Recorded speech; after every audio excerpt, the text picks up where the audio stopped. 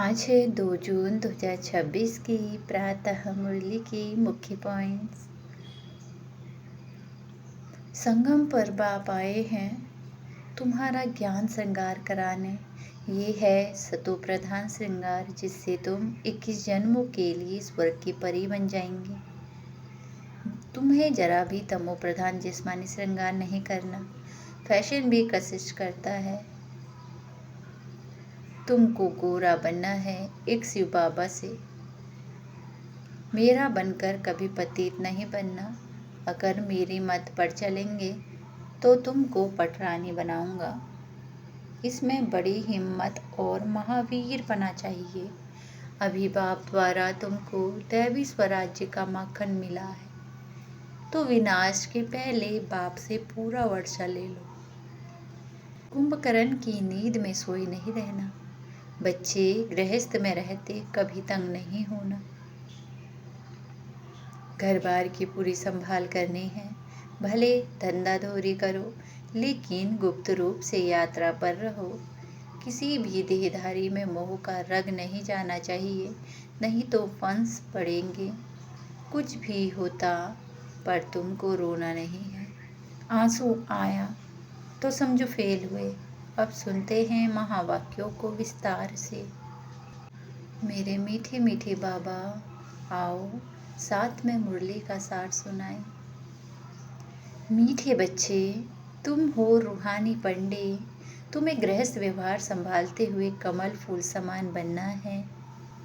याद की यात्रा करनी और करानी है। प्रश्न, बाप बच्चों का कौन सा श्रृंगार करते हैं और किस श्रृंगार के लिए मना करते हैं?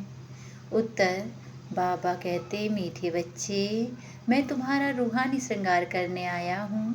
तुम कभी भी जिस्मानी श्रृंगार नहीं करना। तुम बेघर हो। तुम्हें फैशन का शौक नहीं होना चाहिए। दुनिया बहुत खराब है, इसीलिए जरा भी शरीर का फैशन नहीं करो। गीत, आखिर वह दिन आया आज। ओम शांति। बेहद का बाप बैठ बेहद के बच्चों को समझाते हैं। बेहद माना कोई हद नहीं। कितने ढेर बच्चे हैं। इतने बेशुमार बच्चों का एक ही बाप है जिसको रचयिता कहा जाता है। वह है हद के बाबाएँ। यह है बेहद की रूहों का बाप। वह है हद की जिस्मानी बाप। यह है बेहद के रूहों का एक बाप। तुम बच्चे जानते हो भक्ति मार्ग भी है, साथ साथ रावण राज्य भी है। अब पुकारते हैं कि हमको रावण राज्य से राम राज्य में ले आओ। बाप समझाते हैं, देखो देवी देवता जो भारत के मालिक थे अब नहीं हैं। वह कौन थे यह भी अब तुम जानते हो। हम ही सतयुगी सूर्यवंशी घराने के मालिक थे। राजा रानी तो होते हैं ना। तुम बच्चों को अब स्मृति आई है। बाबा आया हुआ है हम बच्चों को राज्य भाग्य का वर्षा देने, विश्व का मालिक बनाने। बाप कहते हैं अब सब भक्ति मार्ग में है। भक्ति मार्ग को ही रावण राज्य कहा जाता है। ज्ञान मार्ग सिर्फ एक बाप ही सिखाते हैं। तुम बच्चों को उस बेहद के बाप को भक्ति मार्ग में सब याद करते हैं। अभी तुमको 21 जन्मों के लिए ज्ञान की राजधानी मिलती है। फिर आधा कल्प तुम पुकारेंगे ही नहीं। हे राम, हाय प्रभु कहने की दरकार नहीं रहेगी। हाय राम तब कहते हैं जब दुखी होते हैं। तुमको वहाँ दुख होता ही नहीं। अभी तुम जानते हो यह भी खेल बना हुआ है। आधा कल्प है ज्ञान का दिन, आधा कल्प है भक्ति की रात। भक्ति हमको नीचे उतारती है। तुम बच्चों की बुद्धि में सीढ़ी का नॉलेज जरूर चाहिए। बाप समझाते हैं कि यह 84 जन्मों का चक्र है। इस चक्र को जानने से तुम चक्रवर्ती राजा बनेंगे। इसीलिए बाबा चित्र भी बनवा रहे हैं जिससे सिद्ध हो कि हम इस चक्र को जानने से 21 जन्म के लिए राज्य भाग्य लेते हैं। अभी तुम बहुत हो गए हो। बड़ी रूहानी शक्ति सेना बनी है। तुम सब पंडे हो। बाबा भी पंडा है, उनको कहा जाता है गाइड। पंडा अक्सर शुभ है, यात्रा पर ले जाने वाले पंडे होते हैं। यात्री जाते हैं तो उनको एक गाइड मिलता है कि इनको यह सब दिखाओ। तीर्थ यात्रा पर भी पंडे मिलते हैं। बाप कहते हैं जन्म जन्मांतर तीर्थ यात्रा करते आए हो, अमरनाथ पर जाते हैं, तीर्थों पर जाते हैं, परिक्रमा लगाते हैं। जहाँ जाने समय फिर वही याद रहता है। घर बार धंधे धोरी सबसे दिल हट जाती है। यहाँ तुमको समझाया जाता है घर गृहस्थ में रहते हुए धंधाधारी भी करो, फिर गुप्त यात्रा पर रहो। यह कितना अच्छा है, जितना बड़ा धंधा करना है उतना करो, किसी को मना भी नहीं है। भला अपनी रजाई भी संभालो। राजा जनक को 20 सेकंड में जीवन मुक्ति मिली। तुमको कोई बाहर की यात्रा आदि तरफ धक्के खाने की दरकार नहीं है। अपने घर बार की भी पूरी संभाल करनी चाहिए। जो सेंसिबल अच्छे बच्चे हैं वह समझते हैं हमको घर गृहस्थ में रहते कमल फूल समान रहना है। गृहस्थ व्यवहार में तंग नहीं होना चाहिए। कुमार कुमारियाँ तो जैसे सन्यासी हैं, उनमें विकार है नहीं, 5 विकार से दूर हैं। अभी तुम बच्चे जानते हो हमारा श्रृंगार ही और प्रकार का है, उनका और है। उनका है तमो प्रधान श्रृंगार, तुम्हारा है सतो प्रधान श्रृंगार, जिससे तुमको सतो प्रधान सूर्यवंशी रजाई में जाना है। बाप तुम बच्चों को समझाते हैं तमो प्रधान जिस्मानी श्रृंगार जरा भी नहीं करो, दुनिया बहुत खराब है। गृहस्थ व्यवहार में रहते फैशनेबल मत बनो।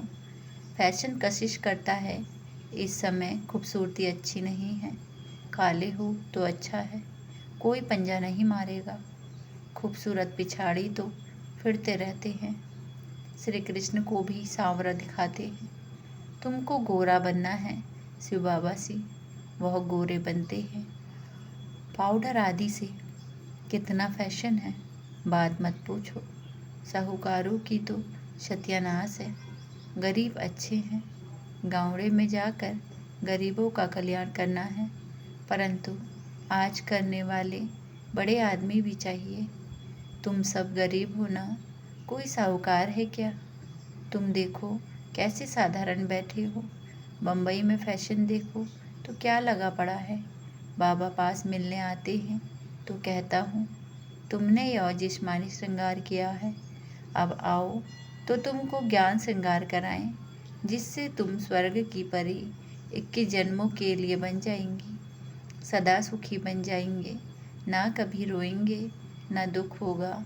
अभी यह जिस्मानी श्रृंगार तुम छोड़ दो, तुमको हम ज्ञान रत्नों से ऐसा फर्स्ट क्लास श्रृंगार कराएंगे जो बात मत पूछो। अगर मेरी मत पर चलेंगे तो तुमको पटरानी बनाऊंगा। यह तो अच्छा है ना। तुम सब भारतवासियों को इस तमो प्रधान आसुरी दुनिया नर्क से भगाए स्वर्ग की महारानी बनाता हूँ।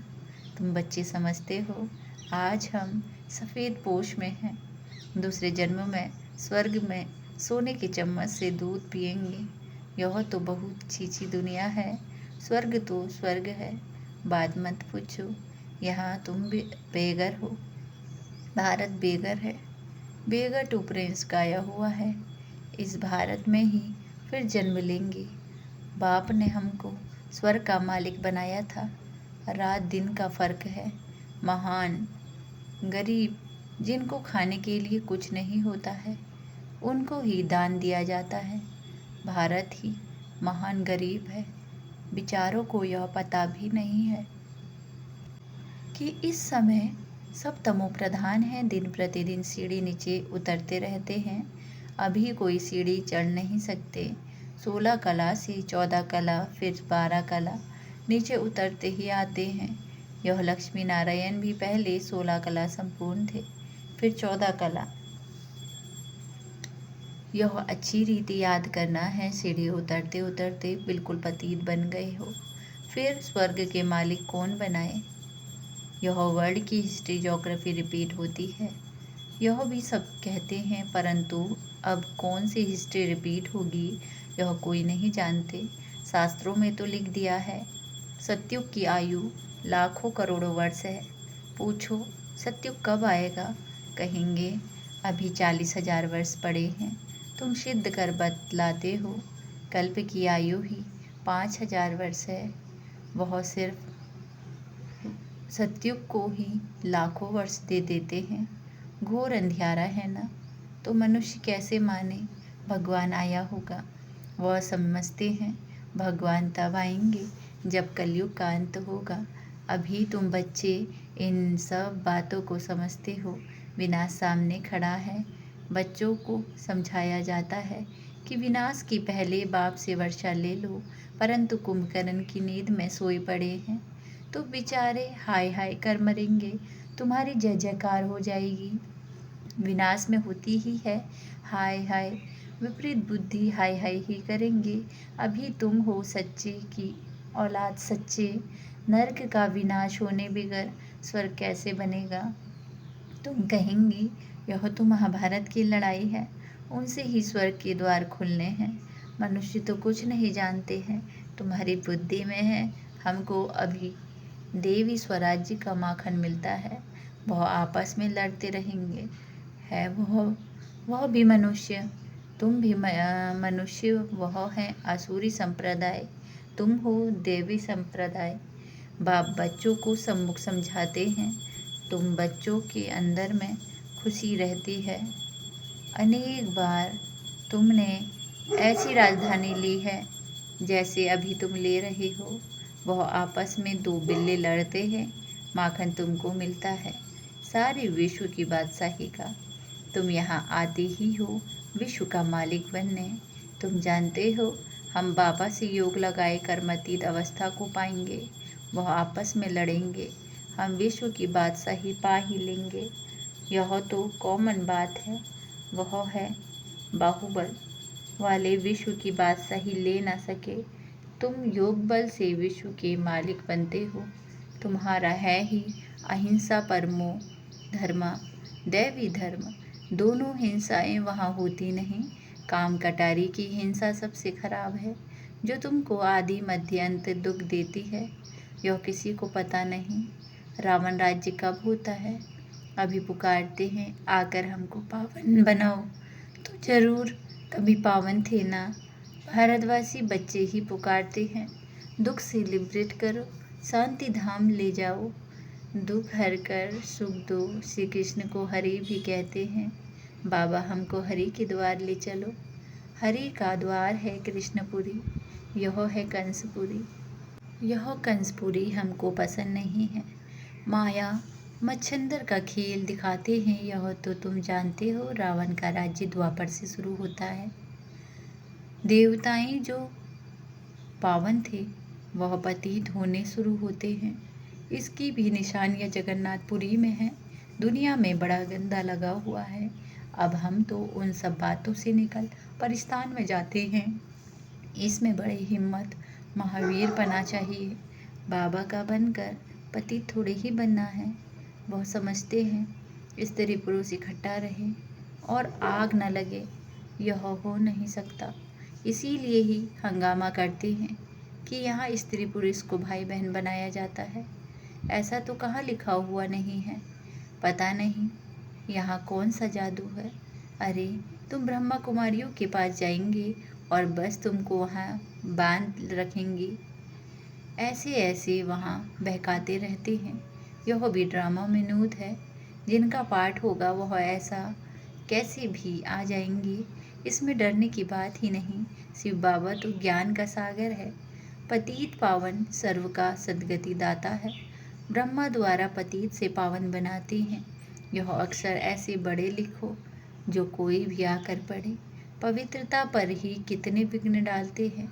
बाबा कहते हैं बच्चे, किसी भी देहधारी में मोह की रग नहीं चाहिए। अगर कहाँ मोह की रग होगी तो फंस पड़ेंगे। यहाँ तो अम्मा मरे तो भी हलवा खाना। बाबा सामने बिठा कर पूछते हैं, कल तुम्हारा कोई मर जाए तो रोएंगे तो नहीं? आंसू आया तो फेल हुआ, एक शरीर छोड़ दूसरा लिया, इसमें क्या रोने की बात? दूसरा कोई सुने तो कहे मुख से अच्छा तो बोलो। अरे अच्छा ही बोलते हैं। सतयुग में रोना होता ही नहीं। यह जीवन तुम्हारा उनसे भी ऊंच है। तुम हो सबको रोने से बचाने वाले, फिर तुम कैसे रोएंगे? हमको पतियों का पति मिला है जो हमको स्वर्ग ले जाते हैं, फिर नर्क में गिराने वालों के लिए हम क्यों रोए? बाबा कितनी मीठी मीठी बातें सुनाते हैं वर्षा लेने के लिए।